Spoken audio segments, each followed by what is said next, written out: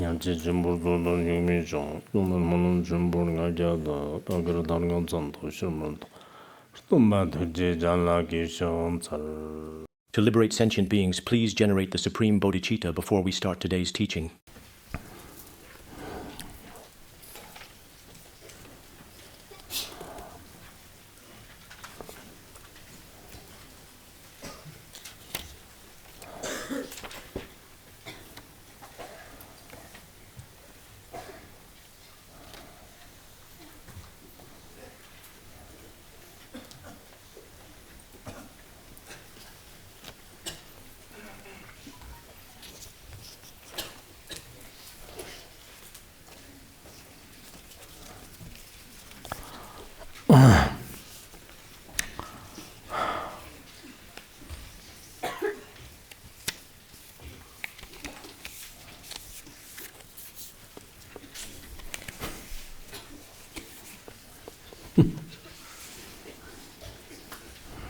The Nipjon Dendiki Tsusa Banda of Quapsardo, Jerturke, Jigakimyopa, Chela Raptandum Zigla to Devin Cherno Jibrakirate, Kavisava Tarjan Ger, Pushitan or Karkon Shuri, Cher, Sigba, Redi, Stjaner, Namjan, Gogo, Stava Tarjan, Stava Tarjan in Jimjang, Jig, Stayr Yoba, Kanjang, Jarjan, Zach.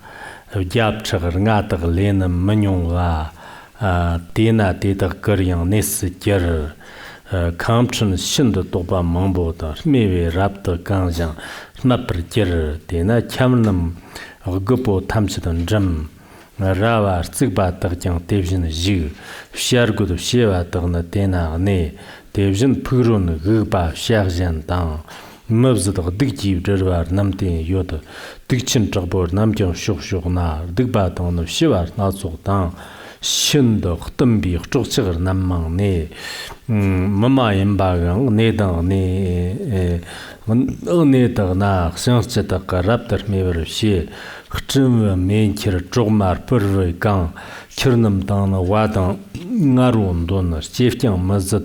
Chuo dena good murur namlan richang rapta za dei tirir dochang tawa yang wadang kyedang dena tamang koda dedag nyomchung tagda pribi nin ganedang nena nambran charjang za tabmo shite rapta jayang jen namba denjir kimda rapta Kimde Rapton Ju, May Rod Lion Namchen Jang, Shin the Jackson, Novision Denan Kut, Jordan Kandia Badang Jansen Nam, Day Nedang, Nena Rapton Kut, Data Shodan Shosen Samchi De, Chuger Namjang, Hulokjang, Jopper Shida, Data Gina, Jerjang Kopa La, Novision Namjang de la Partirza, Raptor Dum Simjin Janzu Bay.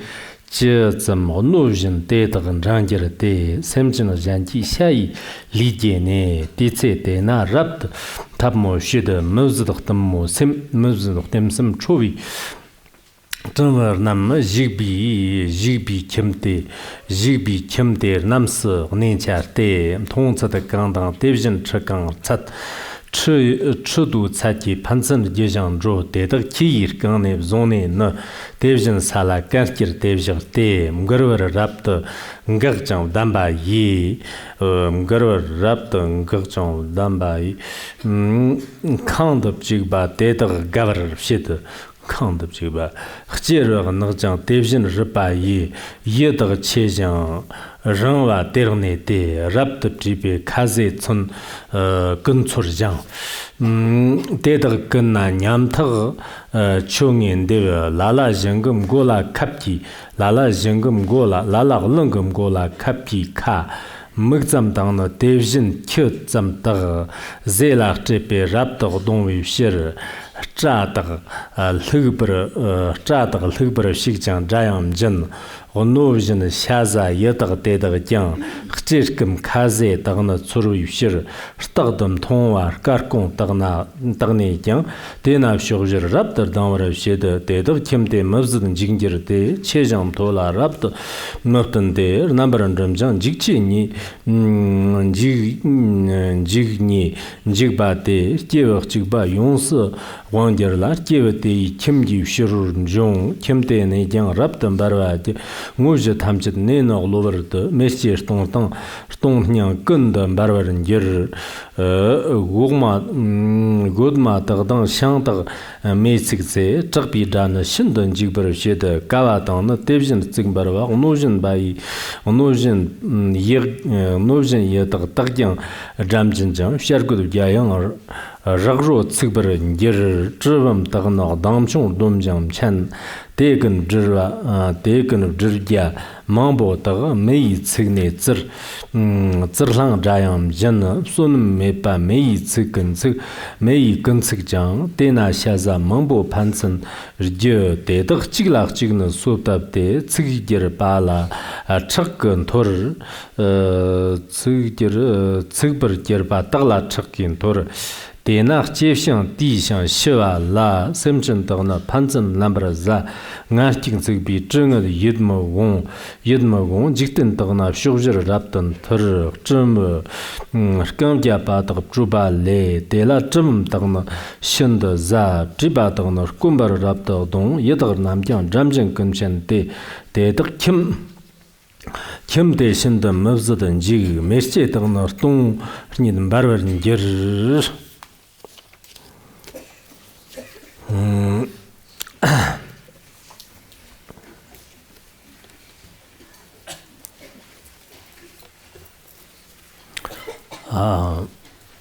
We will now continue our comprehensive, in-depth scholarly discussion on the profound sacred teachings of the Lotus Sutra. We are currently focusing our careful attention on the important third chapter of this significant and enlightening Lotus Sutra. During just the course of this lecture, some people are actually listening in person right now, even here, while many others are listening attentively online from various different locations around the world. This time, because there are quite a lot of listeners present. I'm also deeply concerned that during the entire course of the detailed lecture, which was quite extensive and carefully covered a very wide range of topics, for example, our internet connection might not always work as expected, or perhaps some of you are currently outside somewhere, which could potentially affect your overall connectivity. In some remote places, there might not be a strong signal, and so on and so forth. In this situation, sooner or later, we will have CDs available. But for now, it seems there's absolutely nothing to worry about. From the very first chapter to the second, everything has gone smoothly. I sincerely hope it will always continue to be this way in the future. In any case, everyone should really cherish this precious opportunity deeply. Cherish this rare and wonderful chance to listen carefully to the sacred Lotus Sutra. At the same time, everyone should also truly understand that during the significant process of very attentively listening to the sacred Dharma, on one hand, it is profoundly important to diligently cultivate ourselves right now and to consistently act in accordance with the precious Dharma and proper ethical conduct. Another important aspect is that sometimes, especially online, including in our various friend groups, it can be quite challenging. Whether you are doing life release or attending classes, a lot of messages are sent back and forth in the groups. In fact, sometimes this may not actually be very beneficial at all. On one hand, the internet is indeed a very convenient and powerful tool. But on the other hand, because we rely so heavily on it, sometimes we, including some so-called spiritual gatherings of devoted Buddhists, for example, like today we gather together, today we solemnly ordain, today we perform the sacred act of life release. Today we will attend a class somewhere perhaps. Today we do something at a certain place. If these particular things are constantly being posted online in very large quantities, it may indeed attract a significant amount of attention from many other individuals. In this way, although originally practice is a very good thing, later on it seems that Buddhists themselves, because of excessive promotion and too much publicity to others, in the end they may indeed encounter some rather adverse conditions and significant obstacles themselves, especially in this truly rather special era now, in this particular era, this current year and next year. I also sincerely hope that all those earnestly studying the precious sacred Dharma teachings in various different places should very carefully try their absolute best not to have more so-called large-scale public group activities right now, like mass life release ceremonies, and not exaggerate things too much. If you do, it may seriously affect your consistent long-term study, deep reflection, and spiritual practice, and things may not go very smoothly at all. In the world, there is often a wise old saying, "A small stream flows steadily long." This is very, very important. For the past few years, I have always been emphasizing this, always. Whether it is our study and practice or our listening, contemplation and meditation, everything should be kept relatively low-key and rather unassuming. The most fundamental thing is that our listening, contemplation and practice should be continuous. This is very important. I sincerely hope that everyone pays close attention to this particular aspect as well. There is also another significant matter that needs consideration. Within Buddhist communities, I sincerely hope that everyone avoids having a divisive sense of you versus me and completely stops pulling people to your own side or intensely competing for followers or playing little deceptive tricks. There is truly no real need for any of this whatsoever. Although some truly virtuous teachers, some genuinely great monks and masters, may not be particularly attached to their disciples or their monasteries, or to their study groups, centers, or organizations, they are not necessarily very fixated on these things.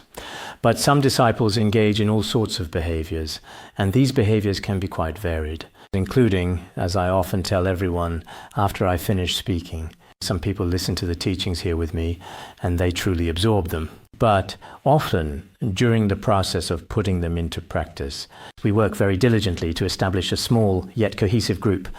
Yet among them, unfortunately, some people frequently cause disruptions, often throwing in bombs here and there, creating some chaos. They even try to pull people away from other Buddhists. Actually, whether we bring in 10,000, 1,000 or 100,000 people, for me there is never a fixed group of people that I consider as mine. So it really doesn't matter to me personally.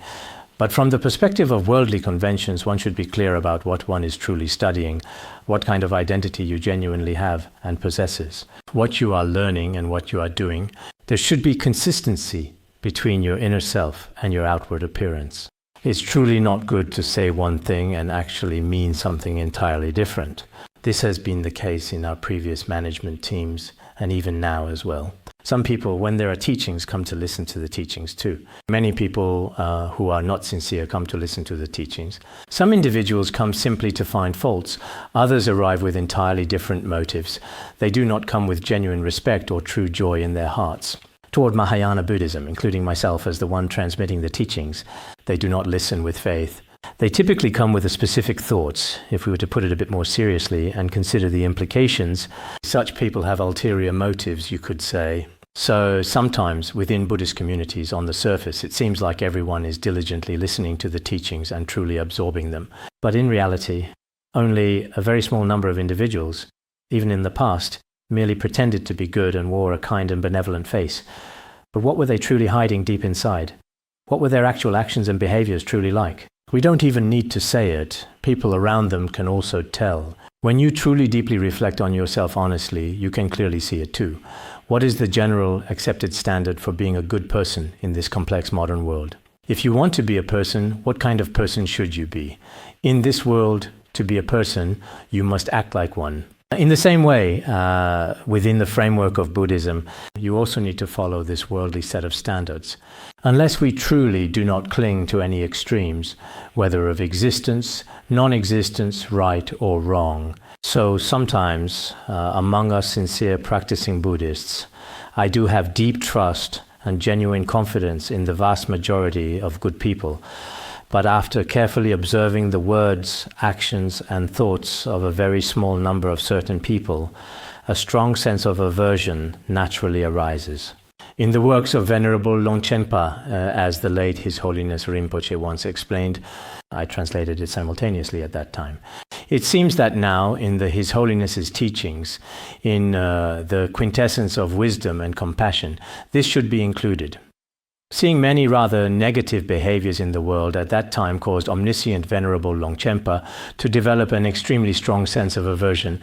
I also often see, whether abroad or in China, that some people in the association, and indeed for myself, have truly made great contributions and shown immense kindness and generosity. But some people, not just once or twice, over a long period, even when listening to Dharma teachings, even to Vajrayana teachings, including when we are listening to the profound Vajrayana teachings, and also when we are practicing, but in reality, what are they doing down below? Let alone the actions of some people listening to Vajrayana teachings.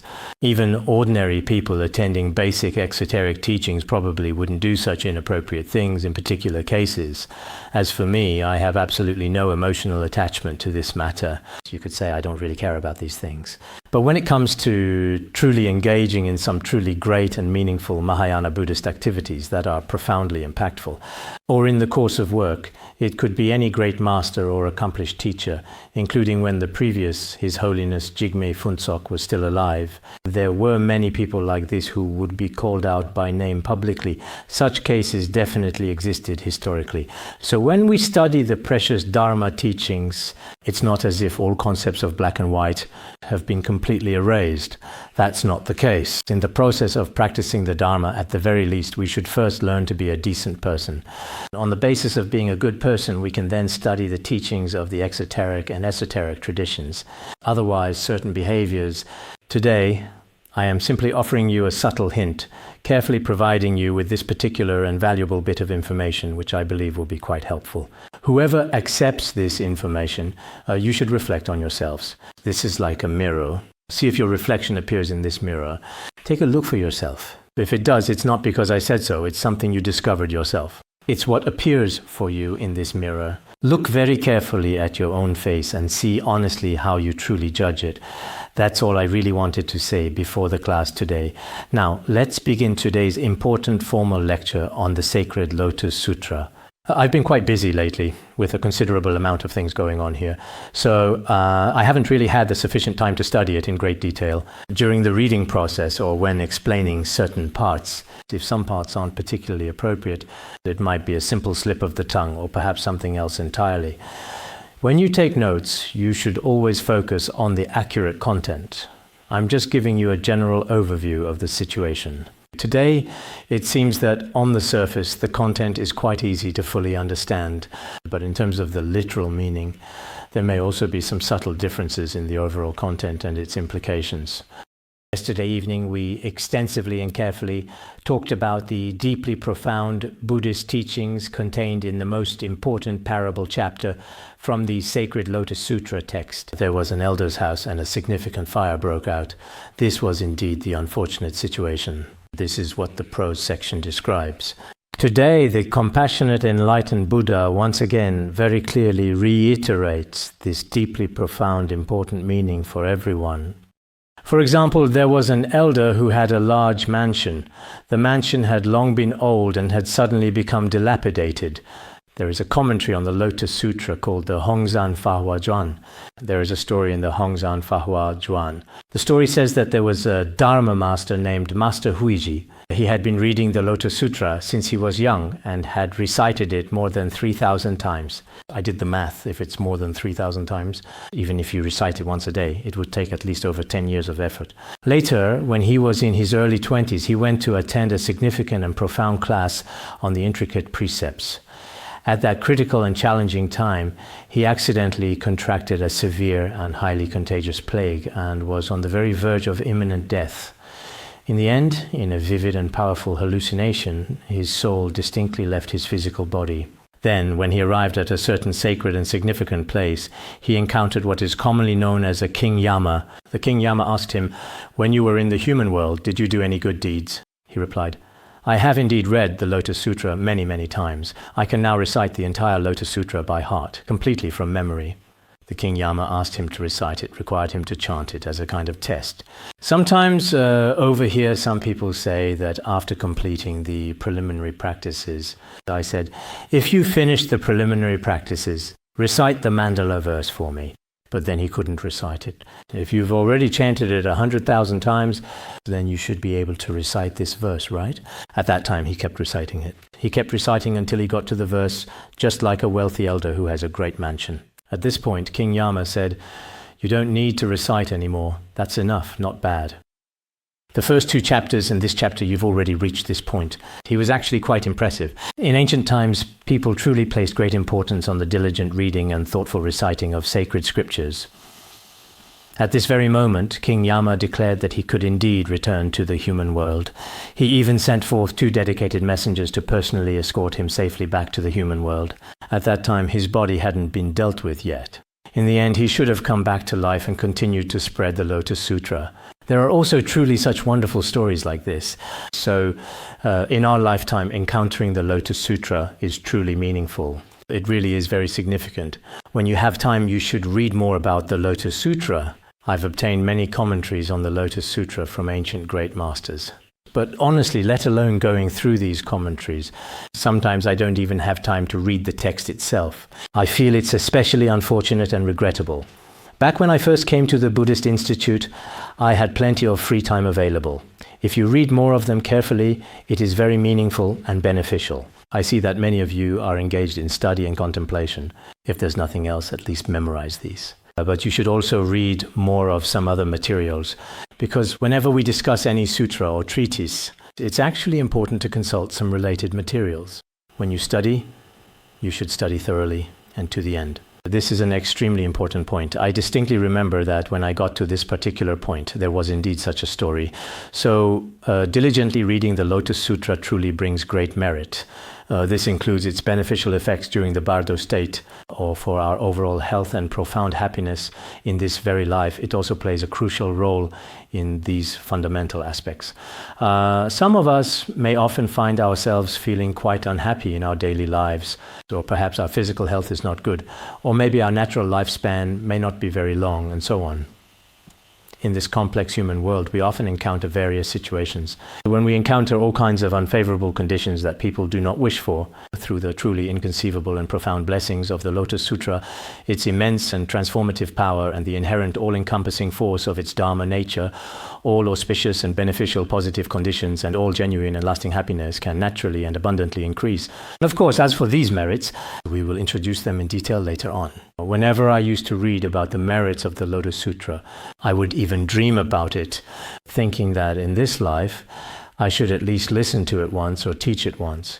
This is what many people now truly call my ultimate dream. What exactly is my dream? Many people often say, my dream is to take a memorable photo with a certain beloved celebrity. My dream is to personally shake hands with a certain famous celebrity in person.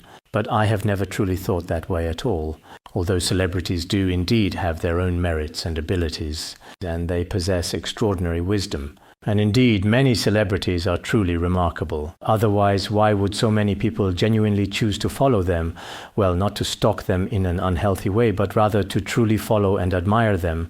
That wouldn't necessarily be possible or even conceivable otherwise. But as for me, if I have any profound wish, it's to one day teach the sacred Lotus Sutra to everyone, sharing its timeless wisdom.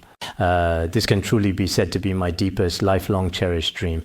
And now this precious dream has finally come completely true. Next, let me give a clear example. There was a very wise elder who had a very large and imposing mansion at home. It had been in a state of disrepair for a very long time, indeed for several hundred years. Like in Europe, for example, many buildings there, even after several centuries, are still very sturdy. You can clearly see on every single house in great detail the year 18th centuries, 17th centuries, or even 14th centuries. But here, many of our existing buildings, perhaps due to the specific materials used in their construction or maybe the challenging terrain upon which they are situated, I've also genuinely wanted to study this phenomenon more specifically. This old man's house, for instance, might be quite ancient, indeed very, very old, having stood for a considerable period of time. because it hasn't been properly maintained for such an extended period of time. It's truly starting to become quite impermanent. It's beginning to significantly deteriorate, starting to completely fall apart. It's no longer truly viable. So here we can also clearly observe that absolutely everything in this entire vast world, all various phenomena, are truly impermanent indeed. There's a sacred ancient scripture that very wisely says, observe that the three realms are all completely impermanent without any permanent owner, ownerless and utterly impermanent. So in our world, no matter what kind of phenomena it is, including our physical bodies, the very homes we reside in, our beloved family members who are always beside us, and indeed whatever else they may be, all these seemingly solid and tangible things that we perceive and consider to be truly solid and enduring are in actual fact profoundly impermanent and subject to constant change and eventual dissolution. Some of us, our very selves, are impermanent. The earth, we might think, lasts a long, long time, but in reality sometimes that's not the case either. Some time ago, around September 1st, it was reported that many scientists, I think it was in a British news report, it was said that many scientists had recently discovered this. It was just at the very end of last month. At that time, a massive asteroid suddenly appeared and it almost collided directly with our Earth. If it had indeed collided with Earth in an instant, the entire planet would have been completely gone. But this asteroid just brushed past us, thankfully, with only a tiny hair's breadth of actual distance in between them. So it was really quite dangerous and precarious indeed. This should definitely be completely true. Some very official, authoritative sources worldwide, like Tencent and many other reputable media outlets, have been continuously reporting extensively on it recently. They clearly say that our precious Earth has just narrowly escaped a potentially catastrophic major disaster. But as for the cause of this event, many scientists didn't even notice it at all, completely overlooking its significance. Now, there are also some prominent scientists confidently saying that in another decade or so, specifically around the year 2036, the Earth will face another truly major catastrophe. At that time, there will be an asteroid heading straight for our Earth, and it could potentially collide with us. If it does indeed collide, the Earth will be completely gone. So, sometimes when we talk about dreams that last 100 years, or even ideas that span 1,000 or 10,000 years into the future, if that's the case, then the life forms on our planet are actually very fragile and precarious, as everyone universally knows and understands. So whether it's the Earth or the universe on a large scale, or our very own small universe, our bodies, on a truly small scale, I sometimes think, even though we get up in the morning, wash our faces and brush our teeth, and feel that our bodies are healthy and in great shape, we take all kinds of nutritional supplements, all sorts of vitamins and nutrients. But no matter how good your nutrition is, you probably won't last that many more years. Everyone should be aware of this crucial fact. What exactly is our body made of? It's not made of particularly sturdy or robust materials. We should understand that all phenomena are impermanent. Here, we can clearly see that the venerable house of the old elder is slowly but surely decaying and falling apart. It's a structure that's easy to collapse. But maybe many of us haven't thought about this. What about my own house, my physical body? What are they truly and fundamentally like? What is our collective dwelling, our shared home really like in its current state? Some people's houses, their very foundations aren't necessarily very sturdy or robust either, are they? So when it truly comes to these external things that are around us, whether it's material possessions or even our own bodies, as Buddhists, it's often best not to be overly attached to these worldly things. Although we do need to protect them and truly rely on them for our daily practice, we also understand what their true nature is. Perhaps their true nature, for the time being, can be maintained for a while. But it's possible that external conditions, let alone...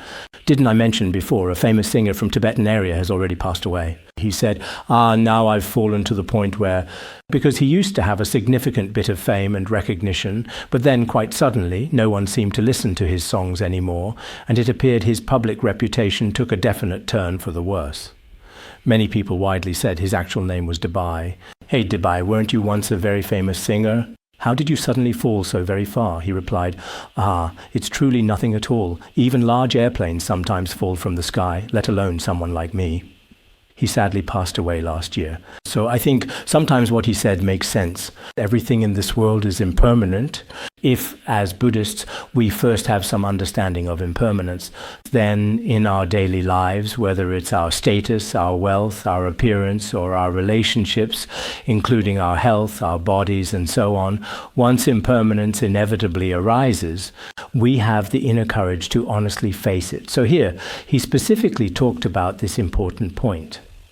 Next, it clearly mentions that his grand hall is a high-risk, extremely dangerous building. Its structural pillars are also severely decayed and crumbling. Even the beams and rafters are noticeably slanted. As for the very foundation of this particular dwelling, it is also quite compromised. It is also already completely ruined, with absolutely nothing reliable about it whatsoever. The ancient crumbling walls of the hall are also gradually collapsing dangerously. The walls are already deeply cracked, with nothing solid about them anymore. The old dried mud plastered on the surface is also slowly falling off everywhere. Large chunks of dried mud are constantly peeling off the crumbling wall, piece by piece. And the old weathered thatch covering on top.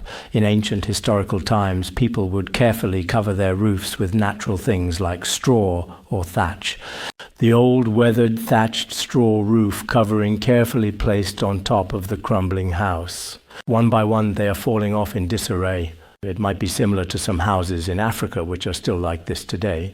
The roofs are all made of grass, forming a triangular shape. But generally, if a house has been around for a long time, all these various things and elements on top will naturally and gradually fall off over time. And as for the rafters, when it specifically says the rafters are coming apart, it actually refers to some of the main structural beams on the roof. Or you could also say that even the eaves are slowly coming apart. You could say it's ruined with nothing reliable left. As for the entire surroundings, the perimeter walls, they are also crooked, the whole enclosing wall.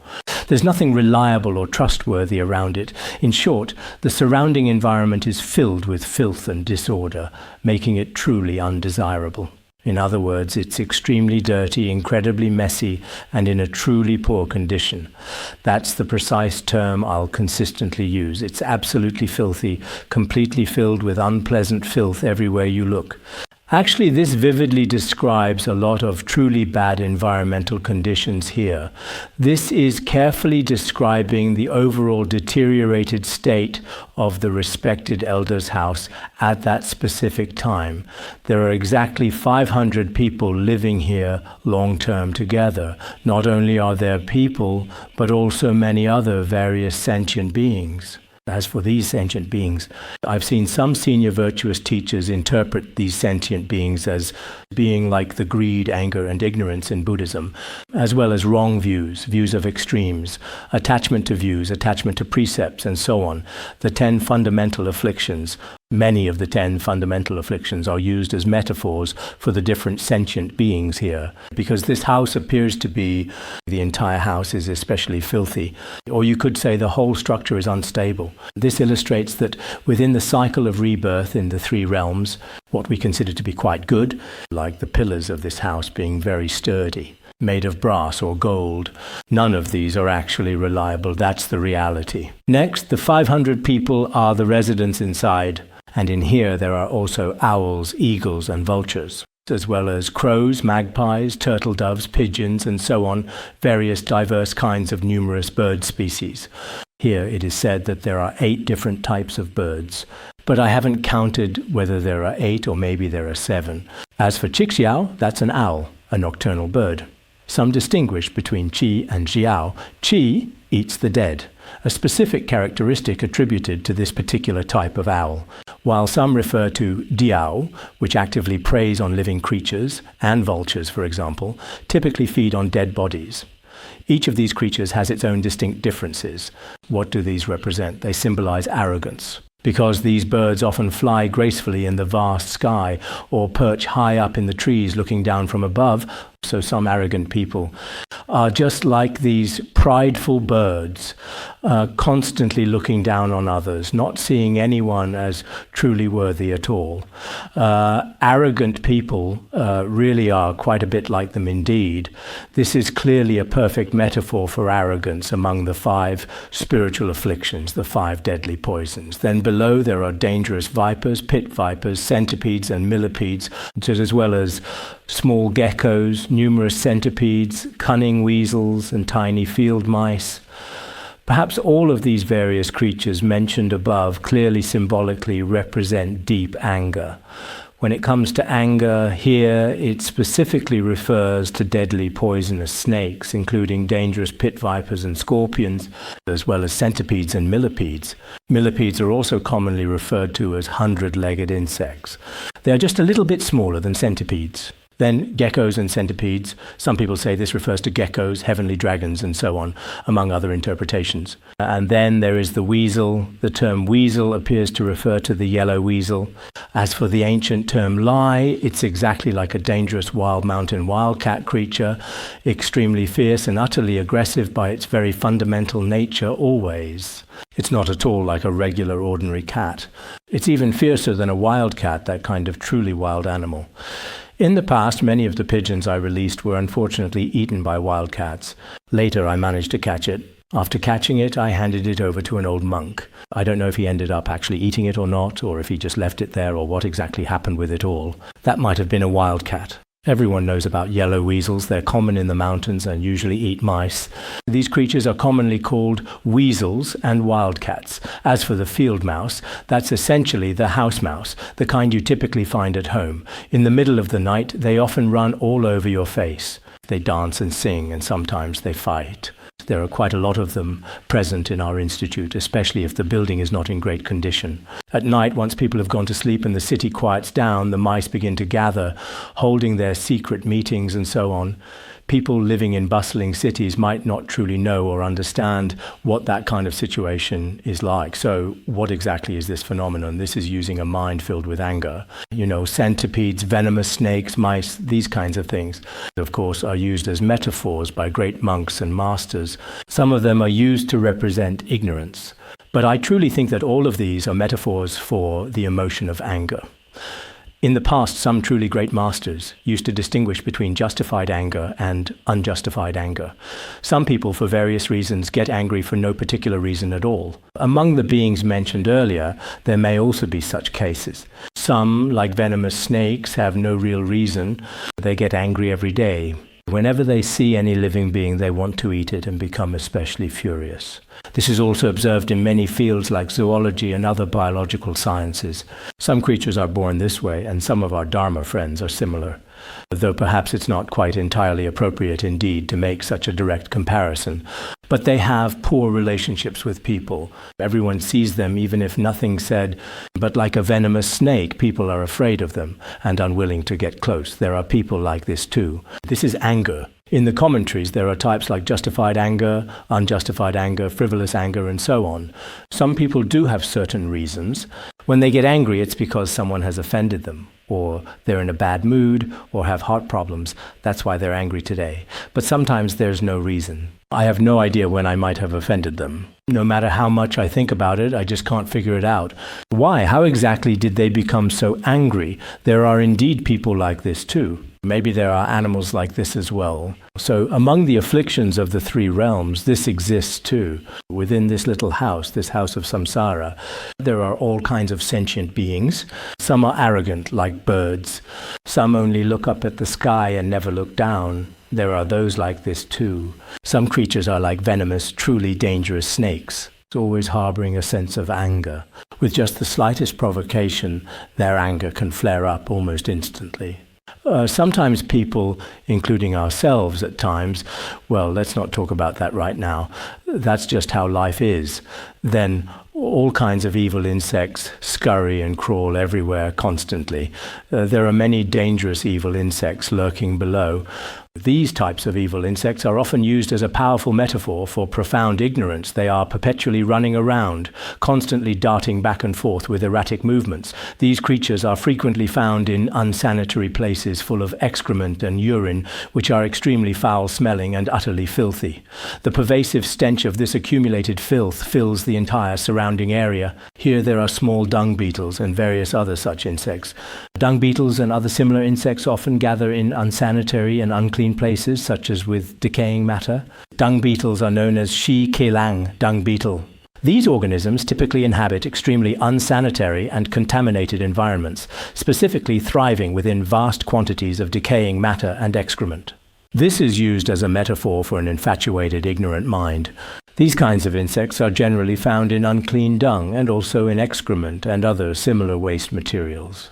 So what exactly do they truly represent? They represent impurity and a profound sense of great ignorance. But to themselves, they genuinely perceive it as truly clean and wholesome food. And in Buddhism, what are they used as a metaphor for? We often talk about permanence, bliss, self, and purity. Things that are not permanent, we mistakenly cling to as permanent. Things that are not clean, we regard as clean. Where there is actually no self, we believe there is a self. Where there is actually no happiness, we think there is happiness. These are the four kinds of delusions, and the meaning of these four delusions is also here. So, in the great mention of samsara, in fact, there are many sentient beings, living beings, just like the humble dung beetles. They also take impure and impermanent things and regard them as permanent and pure and so on, living their lives in this way. Moreover, they also constantly gather around filthy, impure excrement everywhere. This is clearly a sign of mental delusion. Next, we have cunning foxes, fierce wolves, and wild jackals. The fox specifically refers to the fox. The wolf is actually the jackal. As for the jackal, it's even smaller than a fox and is also a carnivorous animal. They chew, trample upon, and gnaw on the decaying corpses of their victims. They relentlessly trample upon, voraciously chew, or persistently gnaw at those decaying corpses. Whether it's cunning foxes, ferocious wild wolves, or opportunistic jackals, these scavengers mercilessly trample human corpses back and forth, stepping all over the desecrated human bodies. The entire desolate environment is horrifyingly littered with scattered bones and putrid flesh, creating a scene of absolute chaos and disarray. Perhaps many of you have been to some charnel grounds. If you've actually been to remote places where there are real wild jackals and cunning foxes actively feeding, you should definitely know this well. In some traditional commentaries, in the detailed annotations of earlier masters, this is clearly said to represent greed, because whether it's these wolves or foxes, they are always day and night thinking only about eating for themselves. This kind of greed can be divided into powerful greed and powerless greed. Some are very capable and eat large prey. For example, tigers and lions. They truly have the inherent ability. Some, on the other hand, are powerless, not very capable, but they are still very greedy. Just like foxes, they look for small conveniences here and there. It's the same in our human world today. Some are big corrupt officials, powerful ones who take a lot. When their actions are exposed, people exclaim, "Wow, this person has embezzled so much." But what's the use of having so much money? Some are powerless in their greed, just a pack of cigarettes, a bottle of alcohol.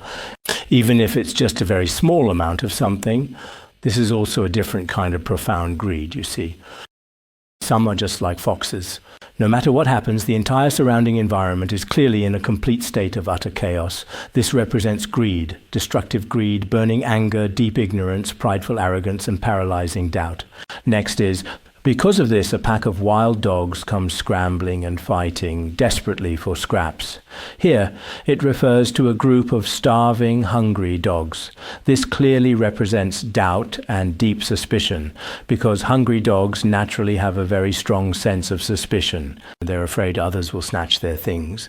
They worry that the things in their owner's house might be taken by someone else, and so on. Dogs by nature are beings that are quite suspicious. So they will eventually start to scramble and fight for any available scraps for survival. This means that a dog's overall general nature is to rely on biting and snatching to get all of these essential things to eat. And they're often especially hungry, particularly after a long day. Here, starving, severely emaciated, and utterly frantic means they're not only extremely hungry and dangerously thin, but also extremely anxious indeed. They're constantly searching desperately for food everywhere possible. What else do they typically have? Fighting, snatching, growling, howling, and barking. These starving wild dogs are constantly quarreling and fighting viciously over scarce food, a truly desperate struggle for basic survival. And in order to protect their essential food supplies, which are vital for their survival and well-being, it's really quite hard for me to express growling, howling, and barking in words. For example, when a dog is guarding its very own cherished possessions, if someone, or perhaps another animal, approaches or comes very near, the sound it typically makes is a distinct woo followed by a clear woof. Considering our rich and expressive Tibetan language, how precisely would one articulate or translate the sound woo in a way that accurately conveys its meaning and nuance within our linguistic framework? It's not really making an actual sound either. It's always just ready to attack at any given moment. Actually, this kind of behavior is quite frightening. Sometimes when we're on the road and traveling, for example, if a dog has a bit of food or a bone, it keeps guarding it closely. Even if there are people nearby, it doesn't actually attack or bite them, but it still threatens others, warning them not to come closer. Otherwise, it's like saying, if you do, I'm going to bite you. At times like this, we usually, when it makes this kind of threatening growling or aggressive barking, that's probably exactly what it means. So here, in these violent fights, they're always pulling and tugging viciously at each other. Desperate dogs will keep doing this relentlessly just for a small bit of food. Actually, whether it's fighting or not, it is still a form of competition. In our world, some companies truly call it competition. When it comes to competition, on the one hand, it's a very positive term, which is perfectly fine. Every business wants to compete. But on the other hand, resources are so limited. What it really means is that we want to snatch them away. Big companies swallow up small companies. Just like in our own world, big fish eat small fish eat shrimp, and it's the very same idea. We absolutely have to compete. Many entrepreneurs during their training sessions say that competition is fierce now, so we must work hard. But what it really means is we, this pack of dogs, should grab other people's personal belongings and consume them ourselves. That particular action doesn't sound very pleasant or kind at all, so we absolutely do not say such a thing. But this is also a kind of greedy or suspicious behavior. Grabbing and snatching away, that's what it means. So we've talked about greed, anger, ignorance, doubt, and arrogance. Their abandonment is quite terrifying. Their forms are precisely like this. You see, greed, anger, and ignorance, various kinds of sentient beings, each display their own individual afflictions here. So these sentient beings on the surface, it's very much like how we might look at the environment of a zoo here, where they are confined and observed. But in actual reality, among us sentient beings currently residing in samsara, each and every person plays the distinct role of a different kind of animal. Are you perhaps a truly poisonous snake, or a wise old owl, or a humble dung beetle, or some other fascinating kind of being? You can take a look for yourself. We know that this is indeed how it is in samsara. Next, after this, are the 5 types of views. For example, wrong views, extreme views. These are also truly and actually discussed. Everywhere there are indeed and really demons and monsters. This is a general statement and also a general description of wrong views. Everyone knows that wrong views do not acknowledge the existence of karma, samsara, and so on, which actually exist. They hold a heretical view. This is a wrong view. Similarly, below there are many, many demons and evil spirits. They are everywhere in this realm. In fact, countless sentient beings, including powerful ancient mountain deities, are all actually present here together now. In the distant past, the Buddha also specifically mentioned this profound truth in the sacred Dirgha Agama Sutra. He clearly said that every single tree in the world has its own unique spirit or deity, even something as small as an ordinary wooden axle. You know, the wooden axle that carefully connects the wheels of a heavy cart, large ancient trees, for example, are all spiritually protected by powerful mountain deities. Sacred mountains, flowing waters, and even some towering cliffs all have different mountain deities. There is not a single place that is empty, therefore everywhere. In reality, spirits and deities are only invisible to our eyes. Indeed, whether it's spirits or non-human beings, they exist everywhere. So sometimes it's just a matter of our perception. As humans, we can only see a few sentient beings with our physical eyes. But apart from that, there are many we simply cannot see. Some things, even though we can't see them, they do exist, including things like spirit possession. And even when we have nightmares, or when you are feeling ill, or when you are in a state of confusion, or even sometimes when you are perfectly normal and well. You might hear all kinds of different sounds, or perhaps even see various images. These are things we simply have to acknowledge and accept. These are phenomena that science simply cannot adequately explain. So, up to this very day, science truly has no definitive way to adequately explain these very mysterious and profoundly significant phenomena. It just simply cannot explain them. Some people think that religion is mere superstition, and that absolutely everything can be fully explained by modern science. But in certain circumstances, science is indeed beneficial and makes our lives easier. However, when it comes to certain things, such as understanding the mind, or researching spirits and deities in these areas, science is completely helpless. You could say it's a total blank. In this regard, some of our young people have an especially strong faith in science. They've grown up in a scientific environment since childhood and have absorbed nourishment from that scientific environment.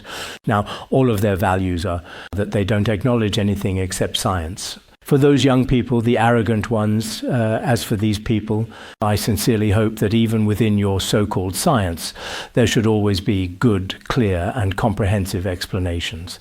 That's precisely why, when it comes to interviewing some scientists or engaging in thoughtful discussions with scientists, I think it's very much necessary and indeed quite important. In this current day and age, especially when compared to the 1970s and 1980s of the last century, things are indeed much, much better now. Many middle-aged people, as well as young people, are experiencing significantly improved conditions. They are not as superstitious as before. Back in the 1970s and 1980s, all established religions were cast aside and completely forgotten. The so-called concept of Buddhism, in particular, was widely seen as particularly confused or utterly foolish. But in reality, that's not the case at all. Now, some of the true and profound essence of human thought and understanding can actually be found and discovered in the timeless wisdom of the ancients as well. Those who are interested in studying this sometimes also need to observe and reflect.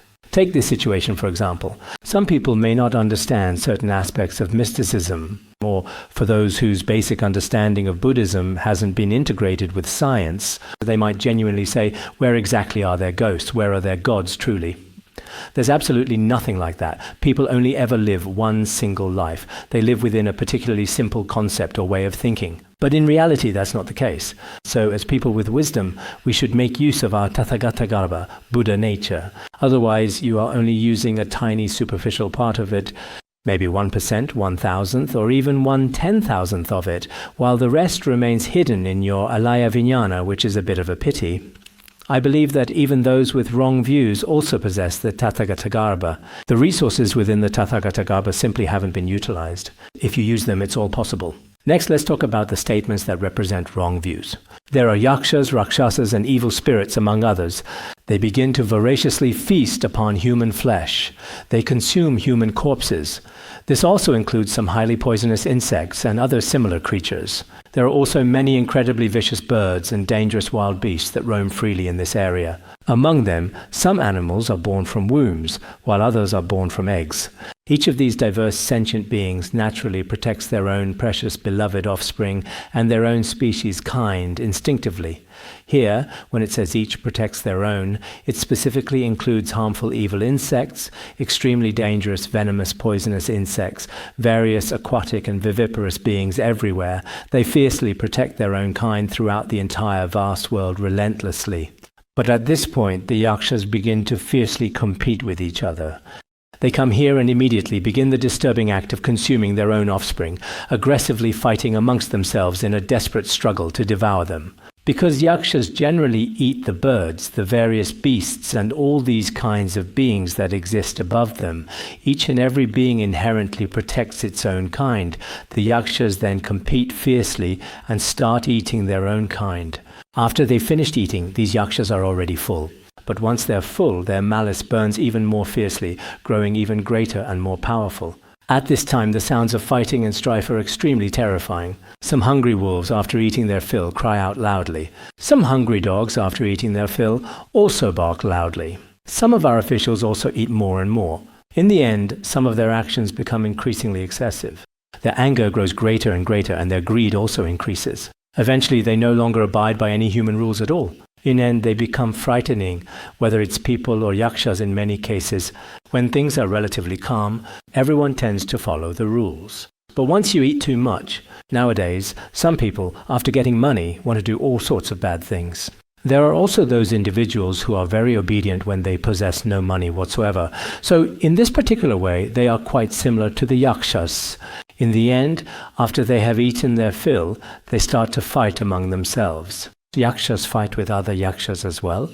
The powerful yakshas also frequently engage in battles with various other animals. Everyone is also very familiar with the stories of yakshas. This represents wrong views, the embodiment of wrong views. Next, let's talk about the Kumbhanda ghost. As for the Kumbhanda ghost, it is associated with the view of clinging to precepts.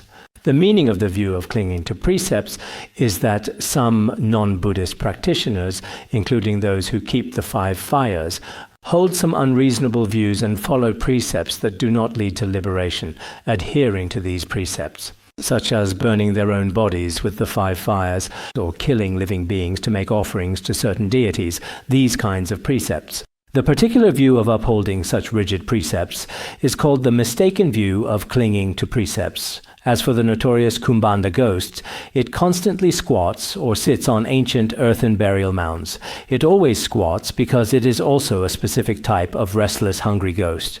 It primarily feeds upon the vital essence and life force of human beings.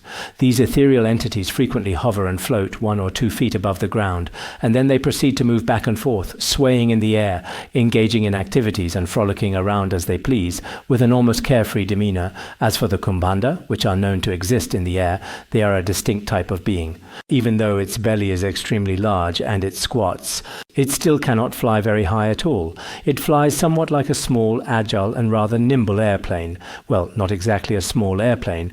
What exactly should I truly call it then? What's that particular device called nowadays that's used specifically for capturing photographs? That high-altitude aerial photography technique, right? What's it actually called exactly? Do you perhaps know this? Wise venerable monk? Remote control. What exactly do we mean by remote control in this context? Are we referring to something like a drone? No, absolutely not. It is definitively not a drone, nor is it any form of unmanned aircraft. Instead, this concept is akin to the nature of the Kumbhanda ghost.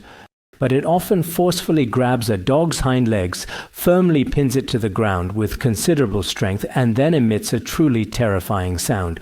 Sometimes these malevolent Kumbhanda ghosts are truly wicked. It then deliberately steps on the vulnerable neck of the poor dog that has been violently knocked to the ground. At that very moment, the poor dog is in considerable, fearful pain. But the ghost takes this as a kind of pleasure. It's just like some evil people in our world today. For example, in prison, when someone is beaten very, very badly by others, and that particular person is in very extreme, agonizing pain. In many countries, the police are like this too. The police actually enjoy it. The cries, the sobs, the look of fear on their faces, all of it becomes their entertainment. They themselves feel, wow, this is great. This is also a kind of behavior typical of the Kumbhanda ghost. Some bad people, when they beat others up terribly, when they make others suffer extreme pain, they often take great pleasure in it and feel like, wow, I really did a truly great job this time. Actually, people are sometimes significantly influenced by their surrounding environment. For example, people who are relatively kind-hearted, like a very kind young man I once knew. Indeed, I recall, he later ended up joining a group that was not so kind, a truly malevolent association. After a period of 2 or 3 years, his entire appearance was completely different. There were numerous fine red lines, clearly visible bloodshot veins spread around his eyes. His eyes themselves would often emit a particularly frightening and unsettling look, a gaze that could send shivers down one's spine. Sometimes a person's upbringing really does make a big difference. For example, if you are in a kind-hearted monastery, if you are in a very pure and tranquil place of practice, perhaps your entire appearance, your whole expression will become truly very kind, harmonious, and compassionate in appearance. However, if you are indeed in a particularly frightening or unsettling environment, then it is important to consider the implications, including what we now commonly refer to as the underworld, as well as terrorists and extremists. If you undergo training in such organizations for a period of time, even people who were originally better-natured will have their entire mindset, appearance, and expressions changed. So people are still greatly influenced by their environment.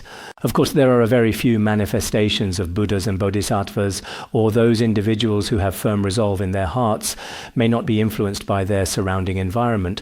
Therefore, each and every one of us should carefully choose a more virtuous environment and good companions on our spiritual path, and rely on such virtuous teachers. This is extremely important. Otherwise, just look at the clear manifestations and the evident indications of those individuals who hold wrong views about the precepts. Next, it talks about the view of the perishable collection, which is the view of self and how it is perceived and understood, taking the 5 aggregates as one's own personal identity or considering them as such. Here it says, there are also many ghosts, and there are many, many hungry ghosts. Their bodies are especially long, and they are completely naked. Their bodies are incredibly dark and noticeably thin, and they have lived within this very house for a considerably long period of time. They emit very loud, harsh, and quite unpleasant sounds indeed, as well as cries, pleas, and fervent begging for all kinds of sustenance and nourishment. This profound statement represents the fundamental view of the self, or more precisely, the deeply ingrained and often mistaken view of the perishable collection of aggregates, which in the ancient Pali language is precisely and accurately referred to as the view of Sakkaya, a concept central to understanding the nature of existence and suffering. There are also some hungry ghosts whose throats are like needles. Their pitiful throats are as thin as sharp needles, extremely, extremely narrow indeed. This is what we often refer to as the tormented hungry ghosts with severe internal obstructions. This clearly represents the harmful view of clinging to rigid views. This entire sentence mainly talks about the destructive view of clinging to views. Actually, these hungry ghosts are also especially pitiable. I remember that in the Buddhist scriptures there is also mention of this. It seems to be in the Vinaya Sutra. In the Vinaya Sutra, when the Buddha went to the world of hungry ghosts, at that time there were 500 hungry ghosts who were especially pitiable. Their bellies were extremely large, but their throats were very, very thin. Later, the Buddha performed blessings, letting Maudgalyayana bless them, and also blessing them himself. At first, the Buddha asked Maudgalyayana to pour some drinks for them, but they simply couldn't swallow it. After the Buddha blessed them, the compassionate Maudgalyayana carefully poured, it seemed, clear, pure water or some kind of refreshing cold beverage for them generously. He poured various popular commercial brands like Coca-Cola, Red Bull, Walmart, and what else? Pepsi, right? Nowadays it seems like we don't really pay much serious attention to truly healthy, nutritious drinks. But in the distant past, when these beverages first came out commercially, everyone was genuinely really interested and excited. When the famous Pepsi first appeared publicly, I, along with another steward, we went to Chengdu together for matters related to the Institute. Then he was slowly drinking a cold Pepsi, while saying, "I'm quite drunk now, I'm quite drunk at this very moment." He said, "I drank some Pepsi earlier and now I'm completely drunk." So he was just joking with me. So later on, whenever I actually saw him anywhere, I would always think of refreshing cold Pepsi instantly. That poor suffering, hungry ghost just now, after being compassionately blessed by the merciful Buddha, his throat opened up and he was finally able to drink. But because the hungry ghost was extremely hungry and very thirsty at that time, he ended up drinking too much water. In the end, his stomach burst open and he died. At that time, it seemed really quite pitiful. They all died. But after dying, thanks to the Buddha's blessing, he was finally reborn in the heavenly realm. Later, he was reborn as a human and attained realization. There are such stories. So sometimes when we perform life release, because we recite sutras and during the process of releasing lives, it's possible that some sentient beings, for various reasons, pass away from this world. if they pass away, although we can't compare ourselves to the Buddha, in reality, some beings who hear the sound of the Buddha's name receive the blessing of the Buddhist scriptures. After this, it is perhaps the case that their very existence in the lower realms has come to a complete and utter end. After it ends, it is very likely that they will obtain a human body and then go among other sentient beings. So sometimes, even though we make great and diligent efforts, some sentient beings, every time we perform life release, for example, when we release birds, some of the small birds have already been crushed to death, or have tragically died from extreme thirst and dehydration. Some fish too, unfortunately, really do die right as we carefully release them back into the water. But is this considered a fault? We don't intend to kill them, we want to release them, but as a result, their own merit is insufficient. If, regrettably, they should perish during this delicate process, the owner of the animal or the person carefully performing the release should not be considered to be at fault. However, it's best that when we perform life release, we also recite the Buddha's name by the ears of these sentient beings. If there are some nectar pills or nectar water, it's best to pour a little for them. Let them drink a bit. Use Buddhist scriptures and images, including the Pranaparamita Condensed Sutra, to bless them. People who don't believe in karma may not necessarily understand this, but for those who believe in karma, there are different forces of dependent origination. The power of causes and conditions is indispensable among all things. Even when we study traditional Chinese medicine or other subjects, to outsiders, these actions may seem a bit hard to understand. But in reality, there's a certain mystery and profundity to them. This too is a form of dependent origination. So just now we talked about hungry ghosts. Hungry ghosts are mainly characterized by the view of grasping at views. Next, we will specifically talk about the particularly dangerous view of extremes. Furthermore, there are terrifying ghosts whose massive heads are like those of powerful, strong oxen. There are also many tormented, hungry ghosts with frightening ox heads and fierce horse faces. Some supernatural spiritual beings have absolutely enormous ox heads. They either eat raw human flesh or fresh dog meat constantly. They appear extremely disheveled and wild, with tangled, messy hair and filthy, dirty faces, and so on. They are especially ferocious and terrifyingly vicious creatures. They are extremely hungry, driven by hunger and thirst. Because of this, they run around everywhere, crying out loudly as they go about their way. This represents the view of extremes, which everyone knows as the view of extremes. Believing that everything exists falls into the view of eternalism.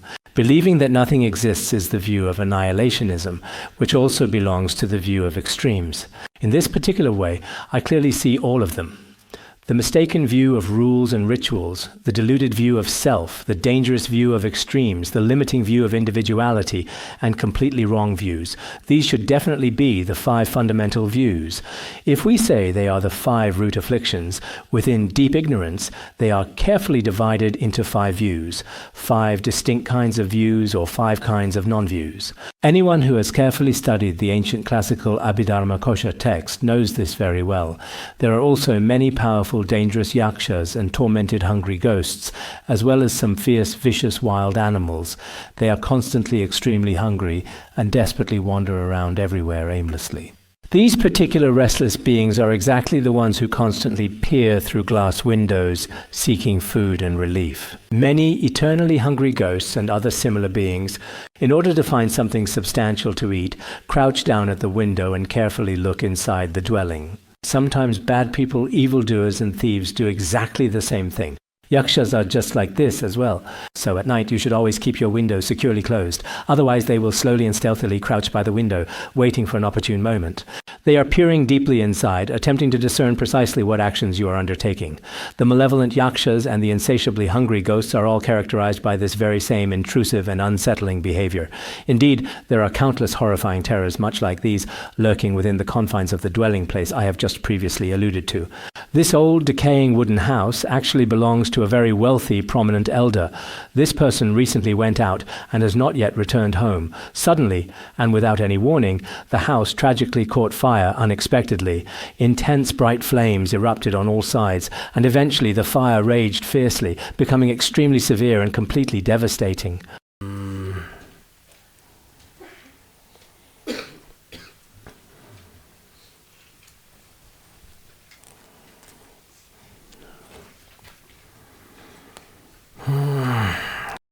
All right, everyone.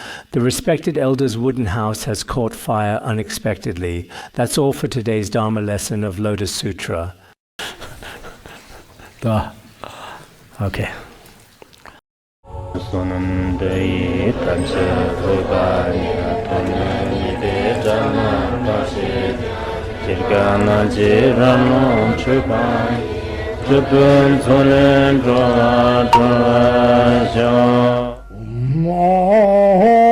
Bandharangara Badna Sodargye Bandharangara Badna Sodargye Bandharangara Badna Sodargye